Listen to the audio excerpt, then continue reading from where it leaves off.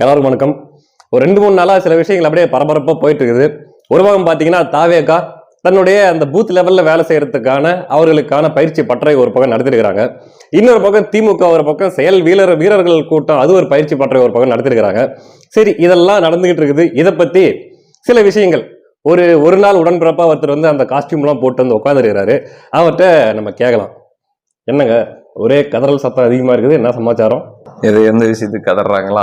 என்ன தாவேகா பயங்கரமா அந்த பூத் லெவல்ல ஆளு போட்டு அவங்க எப்படிலாம் வேலை செய்யறது பாரு, திமுக அவனை என்ன பண்றான் அப்படின்ட்டு அவங்க அந்த அளவுக்கு டீப்பா இறங்கி செய்யறாங்க. அதை பார்த்து உங்க ஆளுங்க எல்லாம் கதறிட்டு இருக்கிறாங்க.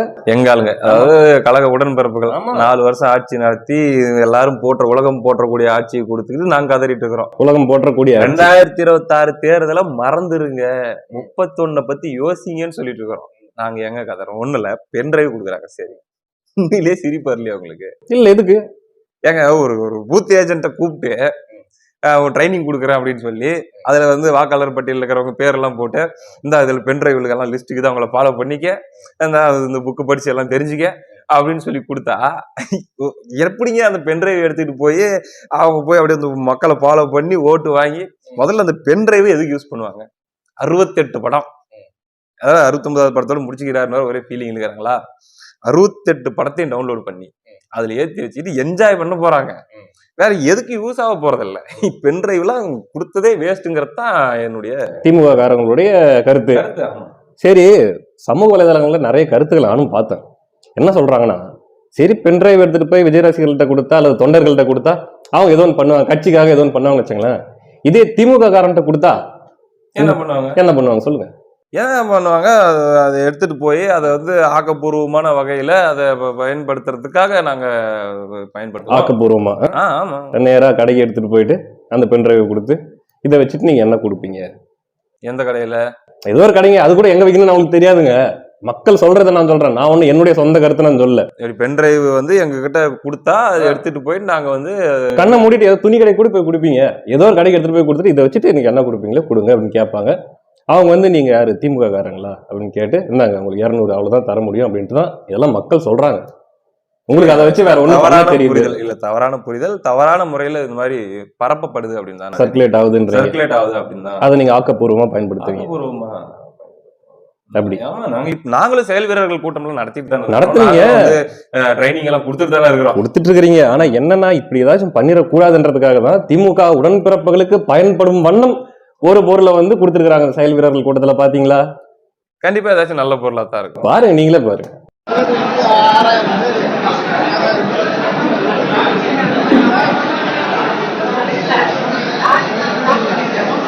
பாத்தீங்களா?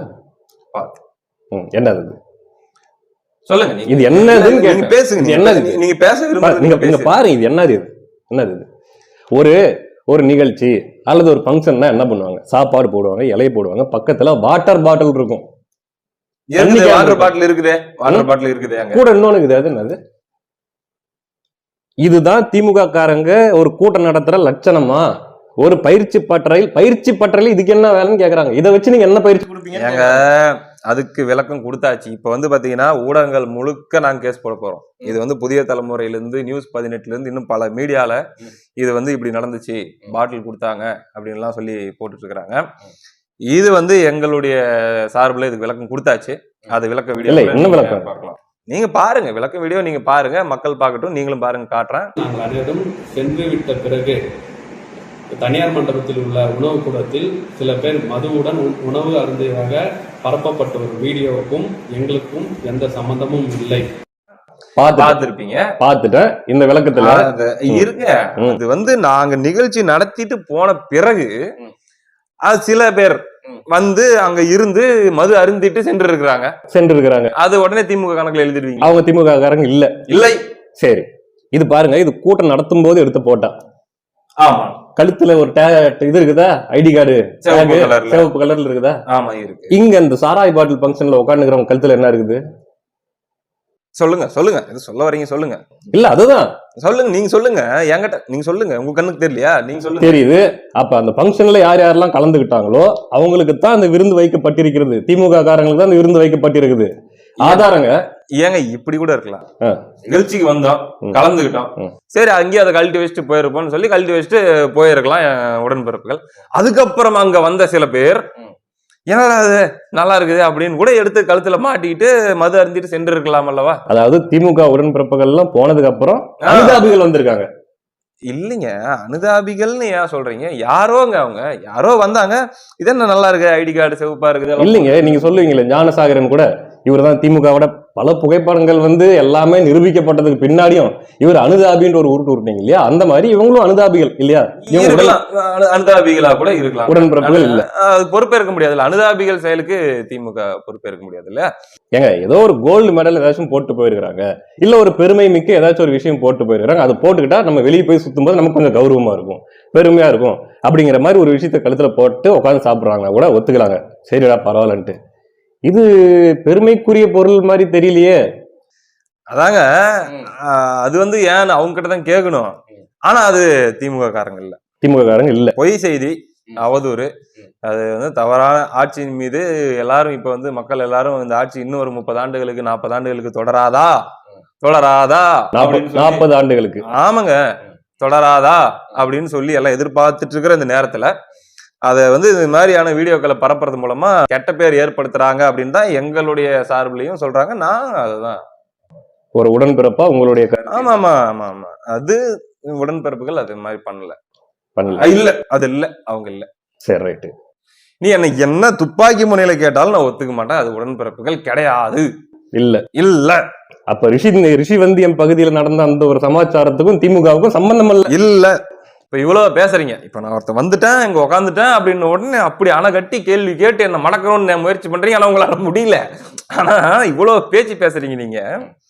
ஏங்க ஒரு 2 நாளைக்கு முன்னாடி கோயம்புத்தூர்ல வச்சு ஒரு பிரம்மாண்ட ரோட் ஷோ ஒண்ணு நடக்குது, கோவை குலுங்கியது. பார்த்தேன், பயங்கர பிரம்மாண்டமா இருந்துச்சு. எத்தனை அந்த மக்கள் திரள பாக்குறதுக்கு கண்கொள்ளா காட்சியா இருந்துச்சு. உண்மையிலே அந்த ஆர்கனைசேஷன் அந்த எல்லாம் சூப்பரா இருந்துச்சுங்க. புசி ஆனந்த பாராட்டி ஆகும். புசி ஆனந்த் எதுங்க நீங்க பாராட்டுறீங்க? ஆமா, விஜய் ரோட் ஷோ தானே. ஏங்க அதுக்கு அப்புறம் முத நாள் விஜய் ரோட் ஷோ நடந்துச்சா? அது எங்கெங்க ஒழுங்கா நடந்துச்சு? மரத்துல இருந்து குதிக்கிறதுல இருந்து ஒரு ஒழுக்கம் இல்லாம, ஒரு ராணுவ கட்டுப்பாடு இல்லாம கண்ணா பின்னா நடந்துச்சுங்க. சரி, அதுக்கப்புறம் ஒரு ராணுவ கட்டுப்பாட்டோட ஒரு ஒழுக்கத்தோட ஒரு ரோட் ஷோ நடந்துச்சு, அது நீங்க பாக்கலையா?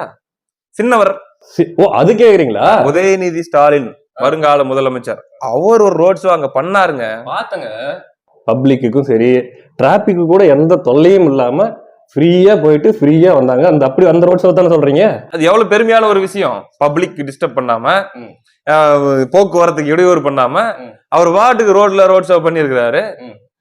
அது என்ன அவமானமா? ஏங்க இப்படி விஜயுடைய அந்த ரோட் ஷோல மரத்துல இருந்து ஏறி தாவி குதிச்சு அங்க வந்து ஒரு கலவரங்கள் ஏற்படுத்தி ஊரே பார்த்து கை கொட்டி சிரிக்கிற மாதிரியான ஒரு நிலை ஏற்படாம கம்பீரமாக அவர் பாட்டுக்கு போயிட்டு இருக்கிறாரு, ராணுவ கட்டுப்பாட்டோடு. ஆனா மக்கள் என்ன சொல்றாங்க தெரியுமா? சமூக வலைதளங்கள்ல அல்லது பொதுவா இதை பாக்குற மக்கள் என்ன சொல்றாங்கன்னா, ஒண்ணு இல்லைங்க, ஏங்க மரத்துல இருந்து யாருன்னா குதிச்சாங்களா? மரத்துல இருந்து குதிக்கல, ஆனா வண்டியில வந்து ஃப்ரீயா உதயநிதி ஸ்டாலின் மட்டும் இருக்கிறாரு, அதனால வந்து ஸ்மூத்தா போகுது.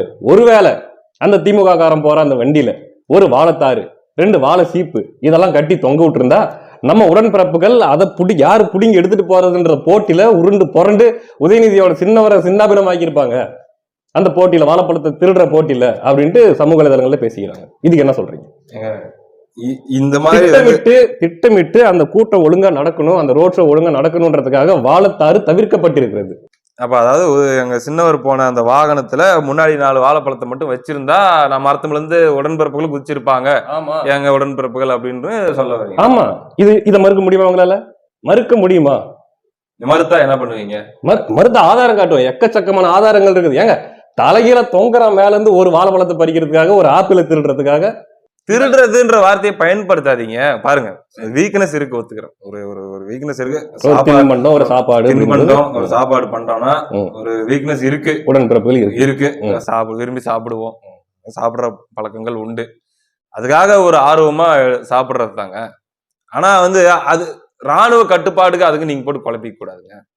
ஒரு தலைவர் அந்த வழியா போறாரு, ஒரு பாதுகாப்பா எந்த வகையிலையும் அவரையும் அலட்டிக்காம நம்மளும் அலட்டிக்காம அப்படி பொத்துனாப்புல போயிட்டு அப்படி பொத்துனாப்புல வந்துடணும் அப்படிங்கிற ஒரு விஷயம் இருக்குது இல்ல? இருக்குது.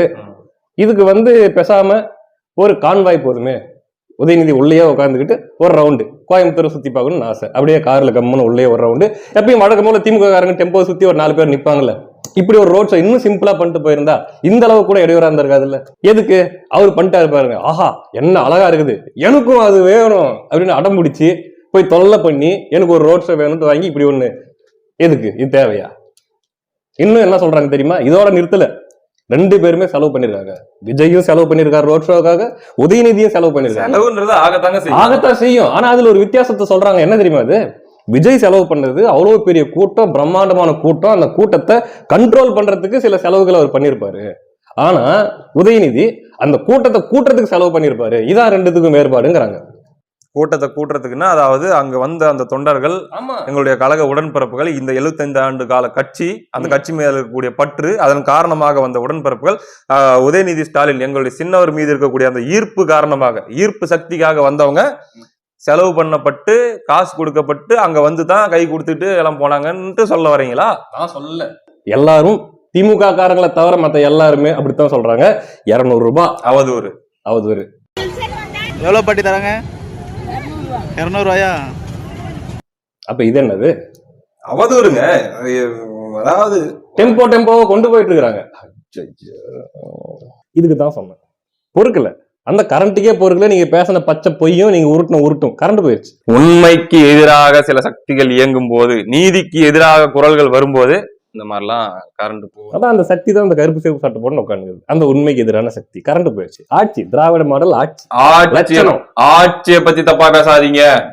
30 வருஷத்துக்கு தொடர போற ஆட்சியை பத்தி தப்பா பேசாதீங்கன்னு சொல்லிட்டேன். இன்னும் 30 வருஷத்துக்கு கேட்க வந்த கேள்வியை மட்டும் கேளுங்க. சரி, நான் கேட்க வந்த கேள்வியை கேட்கறேன்.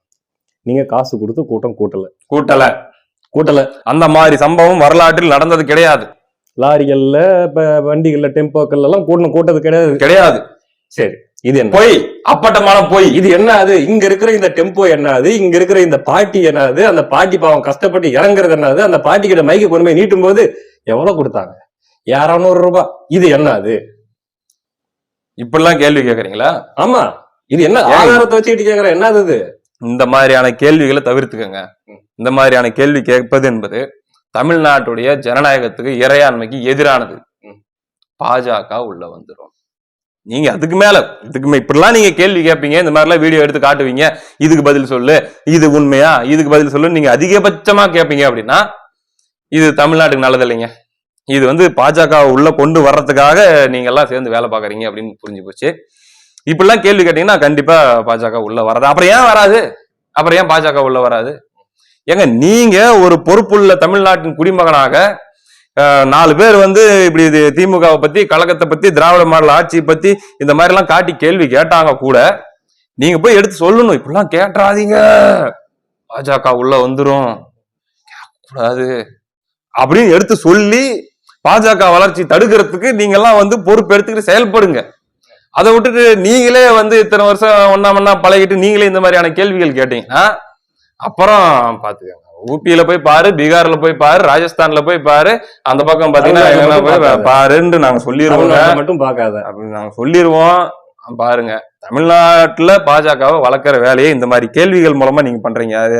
பாட்டியை காட்டுறேன், டெம்போவை காட்டுறேன், 200 ரூபாய். பாஜக வளர்ந்துருங்க. இப்படிலாம் கேட்டீங்கன்னா பாஜக தமிழ்நாட்டுல வளர்ந்துருங்க. ஆதாரத்தை காட்டு, பாஜக வளர்ந்துருங்க. ஆதாரத்தை காட்டுன்னு அழுவ பாசிசம் வளர்ந்துவிடும். சாராய் பாட்டிலு பாசிசம். கேள்வி ஒரு கேள்வி அதிகமா நீங்க கேட்க இங்க பாசிசத்தின் வளர்ச்சி ஒரு பாயிண்ட் அதிகமாயிட்டே போகுது. பாஜகவுடைய வளர்ச்சி ஒரு பாயிண்ட் இந்த மாதிரி நீங்க கேட்க அதிகமாயிட்டே போகுது. பாத்துக்கங்க, தமிழ்நாட்டுடைய எதிர்காலம் உங்க கையில தான் இருக்குது. இந்த மாதிரி நீங்க எந்த கேள்வியும் கேட்காம சும்மா ஊழலா, டாஸ்மாக் ஊழல், அந்த ரெய்டு, இந்த ரெய்டு, இந்த அமைச்சர், அந்த அமைச்சர், அப்படி இப்படின்னு நீங்க கேள்வி கேட்டு தமிழ்நாட்டுல பாஜகவை வளர்க்கிற வேலையை செய்யாதீங்க. அப்புன்னு பொத்துனா அப்படி இருந்து எலெக்ஷன் என்னைக்கு வருதோ அன்னைக்கு போய் கிருகிருன்னு போய் உதயசூரியன்ல ஒரு ஓட்டை போட்டு வந்து படுத்துட்டீங்கன்னா வீட்டுல பாஜக வராம நாங்க பாத்து. அடுத்து இன்னொரு கேள்வி இருக்கு. வேணாங்க எனக்கு புண்பட்டுட்டுங்க. நன்றிங்க.